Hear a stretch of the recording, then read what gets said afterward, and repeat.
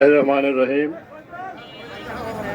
বাংলাদেশ জাতীয়তাবাদী দল বিএনপির ৪৭তম প্রতিষ্ঠা বার্ষিকী উপলক্ষে আজকের এই রেলি উত্তর আলোচনা সভার সম্মানিত সভাপতি, কাংসা ইউনিয়ন বিএনপির সম্মানিত সভাপতি ও কাংসা ইউনিয়ন পরিষদের সম্মানিত চেয়ারম্যান মহোদয়, আজকের এই অনুষ্ঠানের মধ্যমণি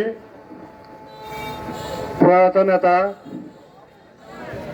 জনাব আব্দুল সালাম সাহেবের সুপুত্র, যিনি রাজনীতি পরিবার থেকে এসেছেন এবং তার বাবার যে স্থলাভিষিক্ত সেটা হাতে খড়ি নিয়েই একটি আলোড়ন সৃষ্টি করতে পেরেছেন।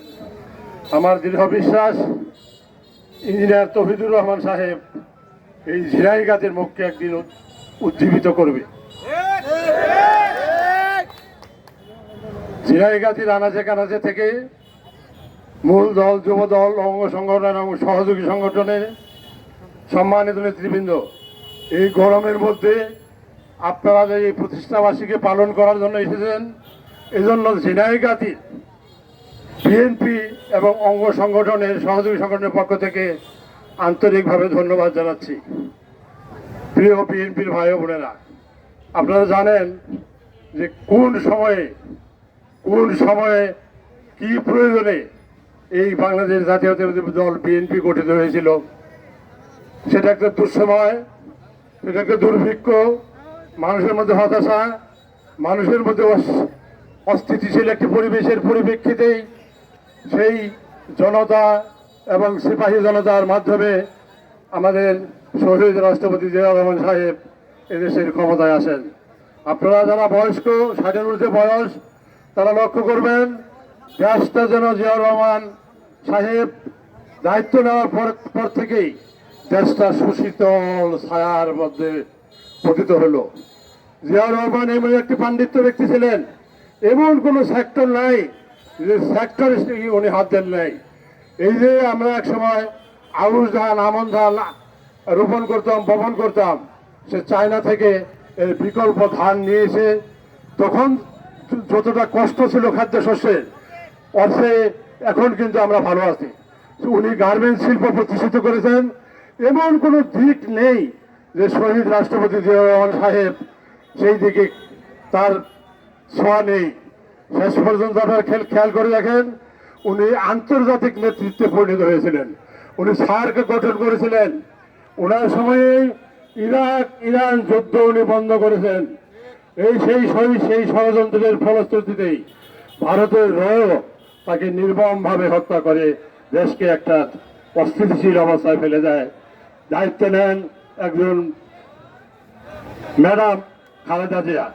উনিও তার আপসহীন নেতৃত্বের মাধ্যমে সারা বাংলাদেশে মানুষের মধ্যে একটা জায়গা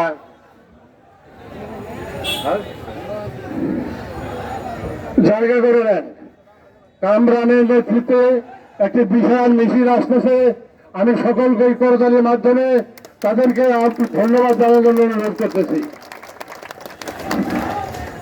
প্রিয় বন্ধুগণ, আমরা কয়েকটি মিটিং করেছি,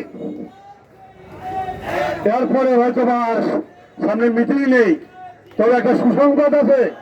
আনন্দের মিছিল হলেন সামনের পরে, আপনারা ঘাবড়াবেন না। আমরা ন্যায়ের পক্ষে আছি, সততার পক্ষে আছি। 5 তারিখের পরে নেতা চিহ্নিত হয়েছে, নেতৃত্ব চিহ্নিত হয়েছে, কে কি করেছে সেটা মানুষ দেখেছে। আমি 40 বছর যাবৎ রাজনীতি করি, পাবলিক ফাংশন করি। এই বাইকে সকলের সঙ্গে দাঁড়িয়ে বলতে পারি, যদি 10টি টাকা ঘুষ এবং দুর্নীতির অভিযোগ আমার বিরুদ্ধে আনতে পারেন, নাকে খত দিয়ে চলে যাব। কারণ আমি সত্যিকার অর্থেই শহীদ রাষ্ট্রপতি জিয়াউর রহমান সাহেবের আদর্শের একটি সৈনিক। জিয়াউর রহমান সাহেব মারা যাওয়ার পরে পাওয়া গিয়েছিল ভাঙ্গা সুটকেস, সেখানে ছিল একটা জায়নামাজ, সেখানে ছিল তসবি। তাকে কি আল্লাহ সম্মান দেয় নাই? আল্লাহ সম্মান দিয়েছে। সুতরাং টাকার মধ্যে সম্মান নাই। রাজনীতি হচ্ছে রাজার নীতি, রাজার নীতি থেকে আসে রাজনীতি। আর আজকে কতিপয় মানুষের জন্য আমাদের ঝিনাইগাছের বিএনপির কিছুটা হলেও ক্ষতি হয়েছে। আমি সকলকে অনুরোধ করব আপনারা ধৈর্য ধরেন, এই কিছুদিনের মধ্যেই আমাদের মধ্যে যে জটলা সেটি কেটে যাবে। নির্বাচনের তারিখ ঘোষণা হয়েছে। আমাদের কেন্দ্রীয় বিএনপি যাকে মনোনয়ন দেবেন আমরা তারই নির্বাচন করবো, করবো না ইনশাআল্লাহ। আমরা ব্যক্তি চিনব না, আমাকে চেনার দরকার নাই। আমাকে চিনে একটু হিংসা করে রুবেল সাহেব নমিনেশন পেল, আপনারা ভোট দিলেন না। ক্ষতি কার হলো? রুবেল সাহেব না, আমাদের ক্ষতি হলো। একটা আসনের জন্য যদি সরকার গঠন না করতে পারে তাহলে আমাদের 14 বছর 15 বছর যে আমরা কষ্টের মধ্যে ছিলাম তার চেয়ে কষ্টের মধ্যে থাকতে হবে। আর সম্মানিত উপস্থিতি, আমি আপনাদের কাছে বিনীতভাবে অনুরোধ করব, আমাদের যে বর্তমান ভারপ্রাপ্ত চেয়ারম্যান মহোদয়, ওনার কথাগুলো আপনারা শুনবেন, অনুকরণ করবেন, মাঠে কাজ করার চেষ্টা করবেন।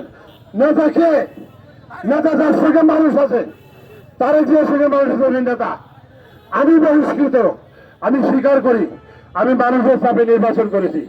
বহিষ্কৃত, একজন বহিষ্কৃত নেতার পিছনে এত লোক আসে কেন? আসে কেন? যে ষড়যন্ত্র আমার বিরুদ্ধে হচ্ছে, আমাকে অনেকে মনে করে অসুস্থ, আমি সব কথা বলতে পারি না, আমি খুব আতঙ্কের মধ্যে আছি আমার নিজের জীবনটা নিয়েও। আশা করি অল্প দিনের মধ্যে এটা কেটে যাবে। আমরা তারেক জিয়ার কথাগুলো অনুসরণ করবো, 31 দফা বাস্তবায়ন করবো, মানুষের সঙ্গে ভালো ব্যবহার করবো। এই অনুরোধ রেখেই আমার কথা শেষ করছি।